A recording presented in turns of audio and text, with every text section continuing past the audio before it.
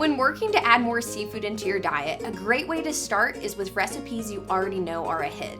Try out this dish and a dash recipe for shrimp tacos, and you'll have fish in a flash. First, start with cooked shrimp from the Food City Seafood Department. I chose a steamed shrimp that came pre-seasoned to start this dish off with some flavor.